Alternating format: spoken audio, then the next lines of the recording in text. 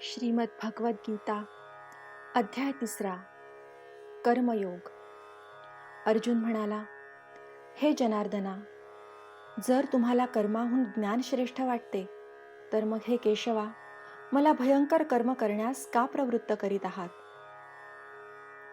तुम्ही मिश्रित अशा भाषणाने माझ्या बुद्धीला जणू मोहित करीत आहात. म्हणून अशी एकच गोष्ट निश्चित करून मला सांगा की ज्यामुळे माझे कल्याण होईल. श्री भगवान म्हणाले, हे निष्पापा, या जगात 2 प्रकारची निष्ठा माझ्याकडून पूर्वी सांगितली गेली आहे. त्यातील सांख्ययोग्यांची निष्ठा ज्ञानयोगाने व योग्यांची निष्ठा कर्मयोगाने होते. मनुष्य कर्मे केल्याशिवाय निष्कर्मतेला म्हणजेच योगनिष्ठेला प्राप्त होत नाही आणि कर्मांचा फक्त त्याग केल्याने तो सिद्धीला म्हणजेच सांख्यनिष्ठेला प्राप्त होत नाही. निसंशयपणे कोणीही मनुष्य कोणत्याही वेळी क्षणभर सुद्धा काम न करता राहत नाही, कारण सर्व मनुष्य समुदाय प्रकृतीपासून उत्पन्न झालेल्या गुणांमुळे पराधीन असल्यामुळे कर्म करायला भाग पाडला जातो. जो मूर्ख मनुष्य सर्व इंद्रिये बळेच वरवर आवरून मनाने त्या इंद्रियांच्या विषयांचे चिंतन करीत राहतो, तो मिथ्याचारी म्हणजे दांभिक म्हटला जातो. परंतु हे अर्जुना, जो मनुष्य मनाने इंद्रियांना ताब्यात ठेवून आसक्त न होता सर्व इंद्रियांच्या द्वारा कर्मयोगाचे आचरण करतो, तो श्रेष्ठ होय. तू शास्त्रविहित कर्तव्य कर्म कर, कारण कर्म न करण्यापेक्षा कर्म करणे श्रेष्ठ आहे. तसेच कर्म न करण्याने तुझे शरीर व्यवहारही चालणार नाहीत. यज्ञानिमित्त केल्या जाणाऱ्या कर्मांशिवाय दुसऱ्या कर्मात गुंतलेला हा मनुष्य समुदाय कर्मांनी बांधला जातो. म्हणून हे अर्जुना, तू आसक्ती सोडून यज्ञासाठी उत्तम प्रकारे कर्तव्य कर्म कर. प्रजापती ब्रह्मदेवाने कल्पारंभी यज्ञासह प्रजा उत्पन्न करून त्यांना सांगितले की तुम्ही या यज्ञाच्या द्वारा उत्कर्ष करून घ्या आणि हा यज्ञ तुमचे इच्छित मनोरथ पूर्ण करणारा होवो. तुम्ही या यज्ञाने देवतांची पुष्टी करा आणि त्या देवतांनी तुम्हाला पुष्ट करावे. अशा प्रकारे निस्वार्थीपणाने एकमेकांची उन्नती करीत तुम्ही परमकल्याणाला प्राप्त व्हाल. यज्ञाने पुष्ट झालेल्या देवता तुम्हाला न मागताही इच्छित भोग खात्रीने देत राहतील.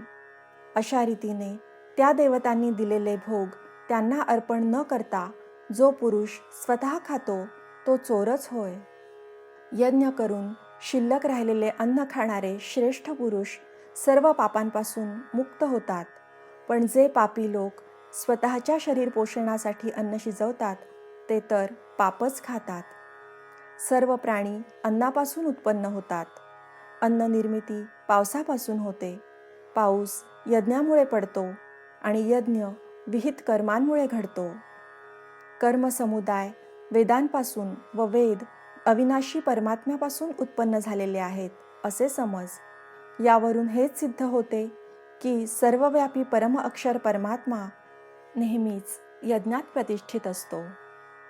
हे पार्था, जो पुरुष या जगात अशा प्रकारे परंपरेने चालू असलेल्या सृष्टीचक्राला अनुसरून वागत नाही, म्हणजेच आपल्या कर्तव्याचे पालन करीत नाही, तो इंद्रियांच्या द्वारा भोगात रमणारा पापी आयुष्य असलेला पुरुष व्यर्थच जगतो.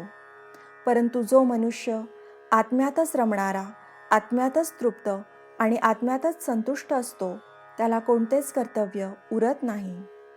त्या महापुरुषाला या विश्वात कर्मे करून काही मिळवण्याचे प्रयोजन असत नाही. तसेच कर्मे न करण्याचेही काही प्रयोजन असत नाही. तसेच सर्व प्राणीमात्रातही त्याचा जरा देखील स्वार्थाचा संबंध असत नाही.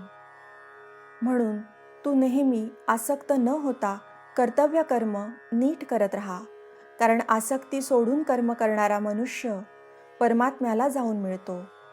जनकादी ज्ञानी लोकही आसक्तीरहित कर्मानेच परमसिद्धीला प्राप्त झाले होते.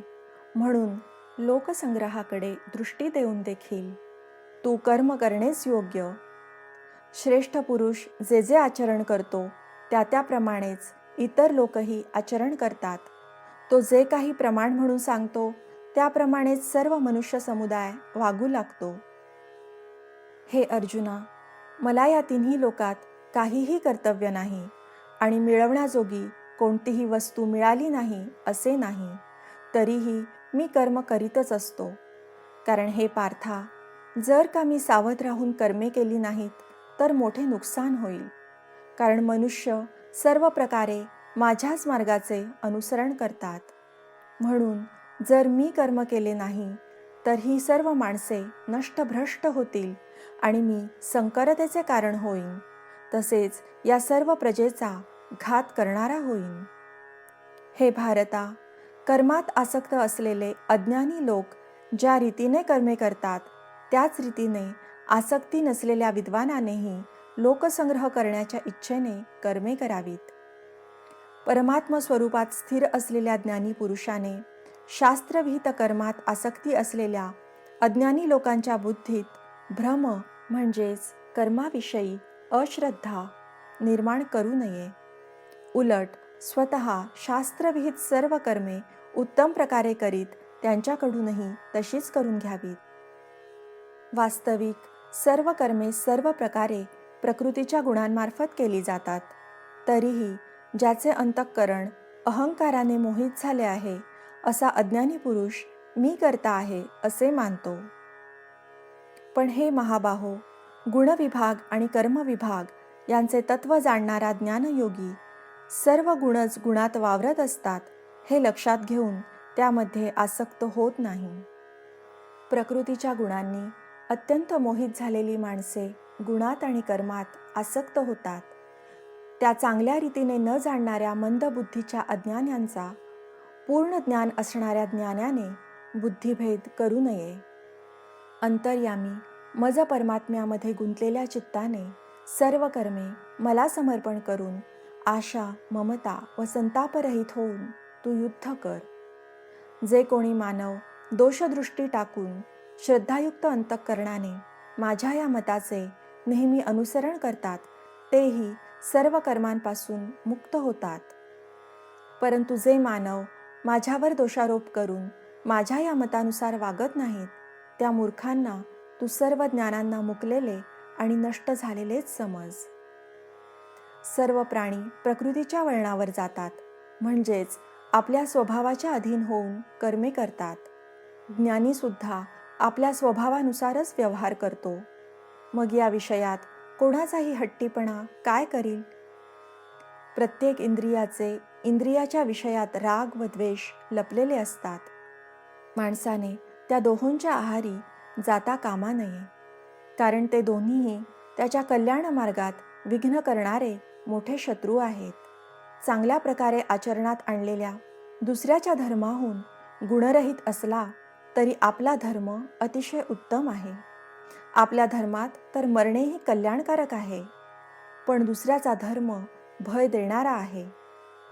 अर्जुन म्हणाला, हे कृष्णा, तर मग हा मनुष्य स्वतःची इच्छा नसतानाही जबरदस्तीने करावयास लावल्याप्रमाणे कोणाच्या प्रेरणेने पापाचे आचरण करतो? श्री भगवान म्हणाले, रजोगुणापासून उत्पन्न झालेला हा कामच क्रोध आहे. हा खूप खादाड अर्थात भोगांनी कधीही तृप्त न होणारा व मोठा पापी आहे.